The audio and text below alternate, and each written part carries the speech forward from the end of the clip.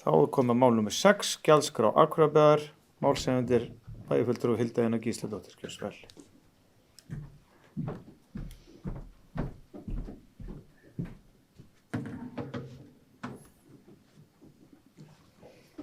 Forseti, ágætu bæjarfulltrúar. Fjárhagsáætlunarvinna næsta árs, hún hafin og í þeirri vinnu þá okkur kjörnum fulltrúum falið ákveða hvernig við ætlum að verja sameiginlegum fjármunum bæjarbúa. Vitum að þörfin víða mikil og helst viljum við örugglega öll sem hér sitjum gera allt fyrir alla. En það þetta ekki hægt því að fjármagnið ekki endalaust og þess vegna þarf að forgangsraða. Í þeirri forgangsröð þá birtast pólitískar áherslur okkar hvað gýrast. Stór hluti fjármagnsins má segja að sé fyrirfram bundin í lögbundin verkefni þar sem laun eru hvað stærsti hlutin, en það hins vegar svigrúm til þess að taka ákvarðanir pólitískar áherslur. Fjárhagsrammi var samþykktur á meirihlutanum í bæjaræði þar sem framkoma forsendur hans væru meðal annars að gjaldskrár myndu almennt hækka 10% nema grunngjald leikskóla sem myndi standa í stað. Þessar línur birtust okkur áfram í tillögum sem lagðar voru fram í fræðslu- og frístundaráði í gær þar sem fram kom að hort væri til þess að fæðiskostnaður í leikskólum hækki 10% og þar með heildarreikningur foreldra og forráðamanna leikskóla barna, þó svo grunngjaldi standi í stað. Enn fremur hort til þess að verði frístund og fæði í grunnskólum hækki 10% og ekki hort til þess að hlífa tekjulegri hópum við þeim verðhækkunum. Í aðdraganda nýliðinna kosninga var stærsta og sýnilegasta kosningalofur Sjálfstæðisflokksins loforð gjaldfrjálsa leikskóla. L-listinn talaði að lækka ætti leikskólagjöld í skrefum og miðflokkurinn talaði nauðsyn þess að leik- og grunnskólabörnum efnaminni foreldra væru tryggðar skólamáltíðir. Í meirihluta-sáttmála þessara 3 flokka kemur í raun samt ekki fram með skýrum hætti hvernig meirihlutin ætlar að nálgast gjaldskrármálin. En þar segir annars vegar að dregið verði úr kostnaðarþátttöku foreldra og forráðamanna í leik- og grunnskólum og þau telja að gjöld þurfa að taka mið af félagslegum og fjárhagslegum aðstæðum fólks. Vel getur verið að sú setning í meirihluta-sáttmálunum sem að segir, með leyfi forseta, að draga í úr kostnaðarþátttöku foreldra og forráðamanna þýða að draga í úr hlutfalli af heildarkostnaði við að veita þjónustuna, en ég ætla að leyfa mér að stórlega efast að kjósendur hafi skilið málið þannig, heldur einfallega talið að reikningurinn vegna leikskóla barna þeirra myndi lækka. Því væri þó þveröfugt farið verði niðurstaðan sú sem nú blasir við, enda mun reikningur foreldra og forráðamanna hækka, miðað við þessa forsendu fjárhagsramma og þá tillögu sem lögð var fram í fræðslu- og frístundaráði í gær. Mér reyndar aðeins hulin ráðgáta hvað setninginu að gjöld þurfa að taka mið af félagslegum og fjárhagslegum aðstæðu fólks þýðir í meirihluta-sáttmálanum ef að engar breytingar verða gerðar í þeim efnum í gjaldskrá. Í þessu samhengi þá vil ég nefna umræður sem hafa verið í hópnum matagjafir á Akureyri og nágrenni á Facebook. En þar segir stjórnandi hópsins að beiðnir aðstoð streymi inn og sumir foreldra eigi jafnvel ekki fyrir nesti fyrir börnin sín til að taka með í skólan og ástandið sé snar versna. Ríkisvaldi bera sjálfsögðu mikla ábyrgð á þessari stöðu. Hins vegar tel ég að sveitarfélögin get ekki látið þess að þetta mál komið þeim ekki við. Í mínum huga þá ætti það að vera forgangsmál bæjarstjórnar Akureyrarbæjar að vinna að auknum jöfnuði. Við vitum að það eru ákveðnir hópar sem eru í mun erfiðari stöðu en aðrir. Fatlað fólk á erfiðara en annað með að fá vinnu, fólk af erlendum uppruna vinnur iðulega í einhæfum láglaunastörfum og lengri vinnudaga en aðrir og þriðjungur launafólks á erfitt með hann á endum saman. Sá hópur sem hefur það hvað erfiðast fjárhagslega eru einstæðu foreldrar, innflytjendur og ungt fólk. Við vitum einnig að sá hópur sem eru útsettastur fyrir fátækt eru börn, einstæðra foreldra og öryrkja. Við vitum það líka að við getum tekið ákvarðanir út frá þessari vitneskju og jafnað stöðuna. Það ekki búið að afgreiða gjaldskrárnar. Þá eftir að leggja þær fram og þá eftir að samþykkja þær. En sem komið erum við aðeins að ræða tillögur. Og ég veit að það stundum kannski ekkit verið að ræða óbúslega mikið málefni sem eru í ferli fyrir en að það búið að afgreiða þær. En mér finnst ofsalega mikilvægt að staldra aðeins við þessar forsendur og við veltum því öll fyrir okkur, bæði bæjarfulltrúar og fulltrúar í nefndum, ef að þetta verði niðurstaðan, hvernig þetta tóni við kosningalofvörð og umræði aðdraganda kosninga. Ég vil nýta tækifærið til þess að hvetja bæjarstjórn og fulltrúa í nefndum til þess að skoða gjaldskrármálin vel hvort að það sé hægt að horfa með sérstökum hætti í gjaldskránum til barnafjölskyldna og hvort það sé hægt að hlífa tekjulægri hópum, jafnvel öryrkjum, öldruðum eða einstæðum foreldrum við þessum ofsalega skörpu verðhækkunum sem framundan eru. Þá vil ég líka bara nýta tækifæri hér á opnum vettvangi og spurja meirihlutan, bæjarfulltrúa meirihlutans, hvort það komi til greina í þeirra huga að þessi gjaldskrá endi með einhverjum öðrum hætti heldur en að kynnt hefur þær forsendur sem hafa verið kynntar núna. Ég ætla að leggja fram bókun, svo hljóðandi. Framlagðar hugmyndir og tillögur almennar 10% hækkanir á gjaldskrám Akureyrarbæjar fyrir árið 2023 endurspegla ekki hugmyndir að gæta sérstaklega hagsmuna barnafjölskyldna og tekjulágra hópa. Þó svo að hort sé til þess að grunngjald leikskóla standi í stað, þá hækkar fæðiskostnaðurinn og þar með heildarreikningur foreldra og forráðamanna. 10% hækkun á fæðisgjald í grunnskólum og vistun mun koma harðast niður á efnaminni fjölskyldum. Engar hugmyndir hafa komið fram sem miða af því að hlífa tekjulágum öldruðum öryrkjum eða einstæðum foreldrum við skörpum verðhækkunum. Að óbreyttu verður ótækt að samþykkja gjaldskrár Akureyrarbæjar fyrir árið 2023.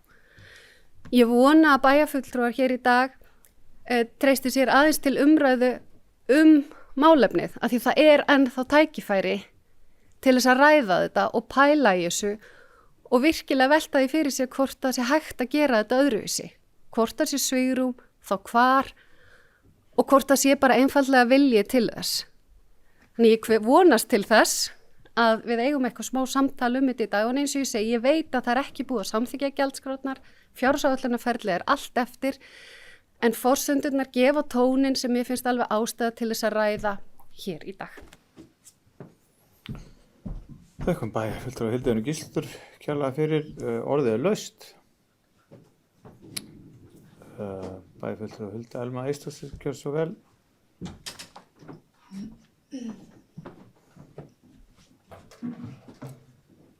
Forseti, ágætu bæjarfulltrúar. Í framhaldi af umræðu bæjarfulltrúa Hildu Jörnu gjaldskrárhækkanir og viðkvæma hópa vil ég segja frá því að eitt fyrsta verkefni nýs velferðarráðs eftir kosningar var að fela sviðsstjóra velferðarsviðs að hefja vinnu við að greina umfang sárafátæktar í bænum. Svo vinna er í fullum gangi og við gerum okkur vonir að vera komið með einhverja mynd af stöðunni áður en langt líður. Það er forgangsmál í mínum huga að við náum til þessa hóps. Við sem samfélag eigum alltaf að vera að rýna í þær leiðir sem við höfum til þess að koma til móts við þá hópa sem hafa báist kjör og huga því að lækka álögur á þá sem þurfa á því að halda fremur en þvert á alla hópa.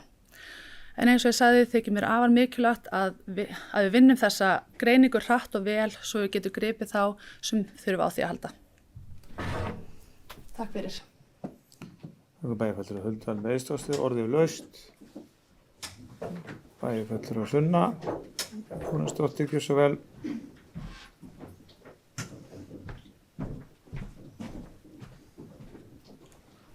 Forseti, ágætu bæjarfulltrúar, langar að þakka bæjarfulltrúa Hildu Jörnu fyrir að taka þetta mál upp. Þetta er eitthvað sem hefur kannski pínu leið á manni síðan að við vorum að fara í fjárhagsrammann inn í bæjarráði og þetta er bara einhvern veginn tala sem situr pínu í manni og ég hef aðeins verið að spyrjast fyrir bara hjá kollegum mínum í mínu flokki hvað fólk er að hugsa í þessum efnum og sveitarfélög eru komið mist langt í þessari vinnu en enginn held ég sem ég veit er að hugsa einhverja álíka tölu og við erum að ræða hér í dag.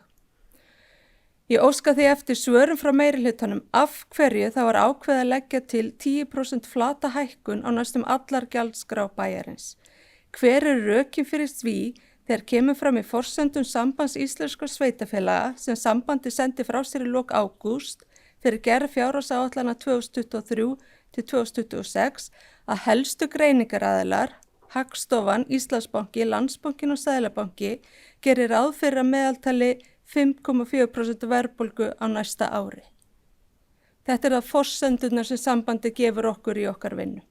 Væri ekki nær að fylgja þeirri línu og ekki velta þeirri hækkun sem hefur orðið á vísitölunni í ár yfir á það næsta.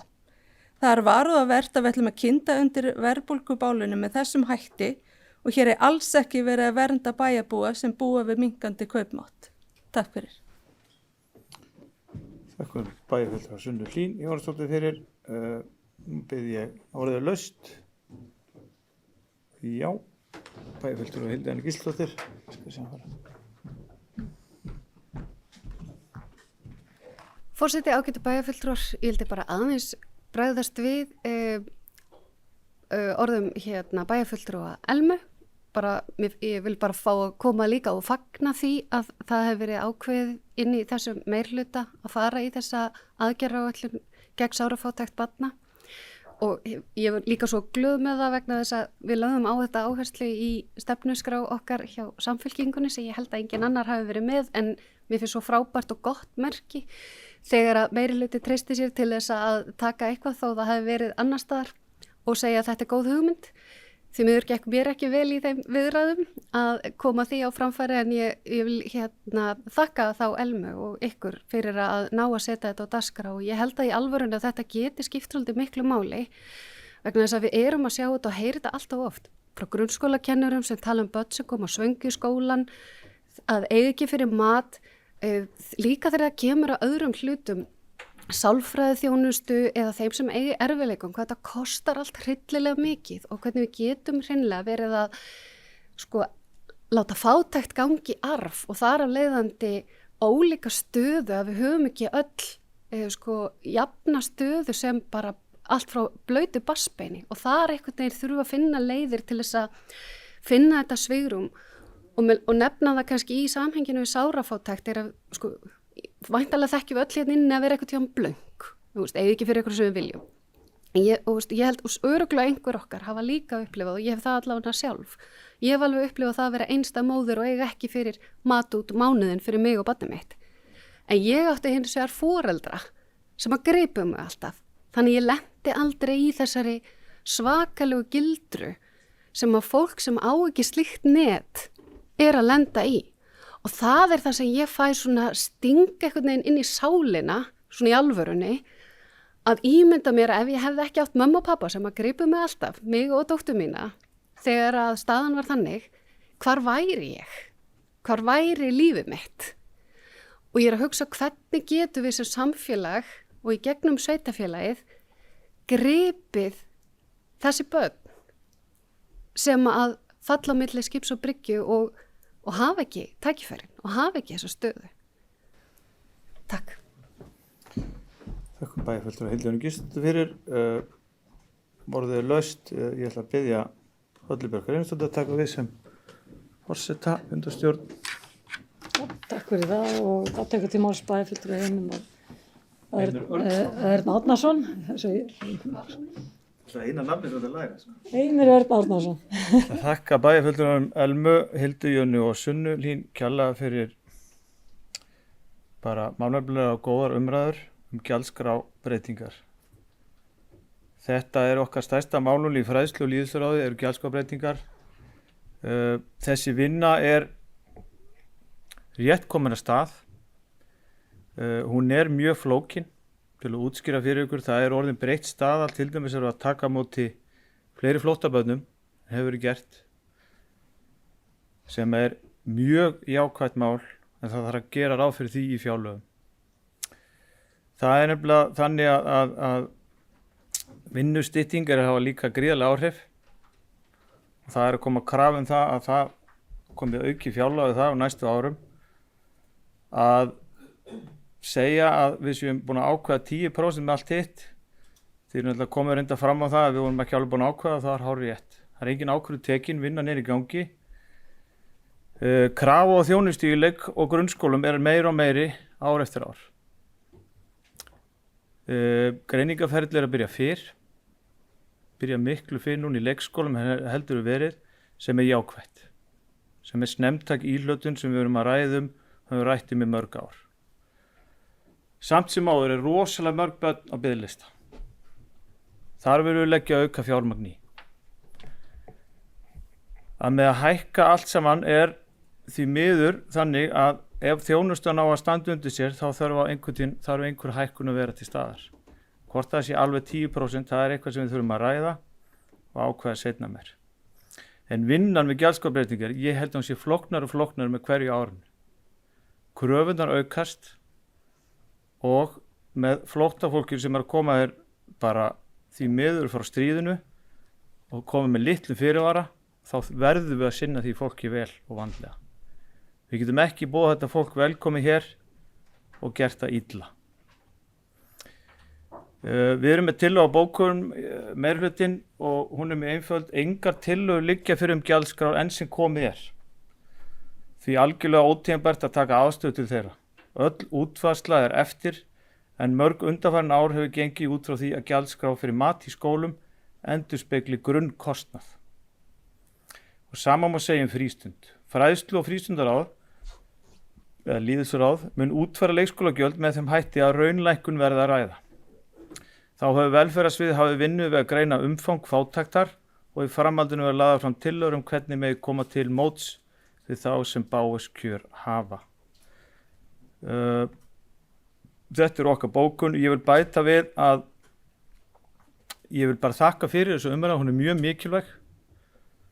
Ég var með þessa umræðu á bæjarmálafundi í gær, hún fór í alls konar áttir og ég er hjartalega sammála því að þetta hluti sem við erum að ræða fram og tilbaka og komast á góðri lausn. Og ég fagna allir umræðu gjaldskrárahækkun. Takk fyrir.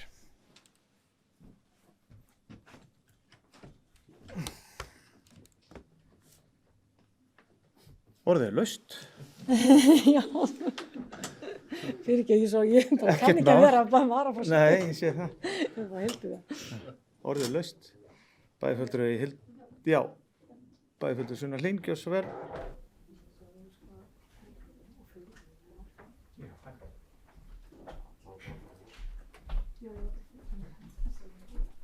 Forseti, ágætu bæjarfulltrúar, ef ég skil orð bæjarfulltrúa Heimis rétt þá er verið að horfa á gjaldskrár sem auka tekjustofn sveitarfélagsins sem að ég er bara alls ekki sammála Gjaldskrár ætlaði til að standa undir kostnaði við þá þjónustu sem er verið að veita. Þannig að ég bara algjörlega hafna þessum rökum fyrir hækkun og gjaldskrám. Takk fyrir. Nei, þetta spilir grunnkostnað, stóð í bókunni. Bæjarfulltrúi Hallabjörg, hversu vel? Forseti, ágætu bæjarfulltrúar, þakka fyrir umræðina, en eins og kannski kom fram í bókun meirihlutans þá, þú veist, kannski ekki tímabær, þá hún liggur ekki fyrir gjaldskráin og gjaldskrárnar allar. Og bara til þess að rétt að bara bregðast við bæjarfulltrúi Sunnu og kemur fram í bókunum okkar að þú veist að það er alls ekki verið að tala þetta sem tekjustofn heldur einmitt bara fyrir grunnkostnaði. Orðið laust. Bæjarfulltrúi Hildi Anna Gísladóttir, gjörðu svo vel.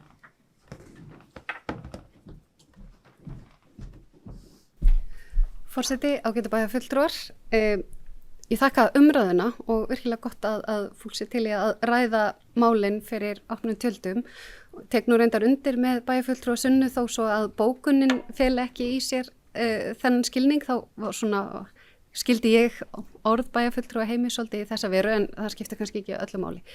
En það sem ég langaði samt að spyrja, að því að eitt kannski svona hávarasta og umdeildasta kosningalóforði var loforðið gjaldfrjálsa leikskóla í aðdraganda kosninga. Mér langaði að spyrja fulltrúa Sjálfstæðisflokksins út í það hvort að fyrst að það er þá ekki búið að afgreiða neina gjaldskrá, hvort að það komi til greina að standa við það kosningalóforð. Ég ætla að biðja Höllu Björk Gunnarsdóttir að taka við sem forseti. Takk fyrir það. Til máls tekur Heimir Örn Árnason. Takk fyrir spurninguna, bæjarfulltrúi Hilda hérna. Eins og sér þá stefnum við að hækka ekki gjaldskrár leikskóla barna og við höfum ekki tekið ákvarðan með aðra gjaldskrár hækkanir. Við náttúrulega erum með velhluta samstarfi, við ætlum að gera þetta í skrefum. Höfum það rætt það inn í fræðslu og lýðheilsuráði. Það hafa komið upp hugmyndir að hafa fyrstu 6 tímana fría sem hefur verið talað hér 2018 og þá er greitt gjald einungis milli fyrir síðustu 2 tímana.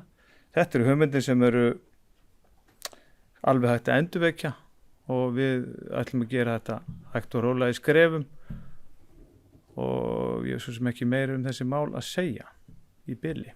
Takk fyrir. þá er bæjarfulltrúi Heimir Örn Árnason lokið málsinn og ég færi honum aftur í stjórnina. Takk fyrir, orðið er laust.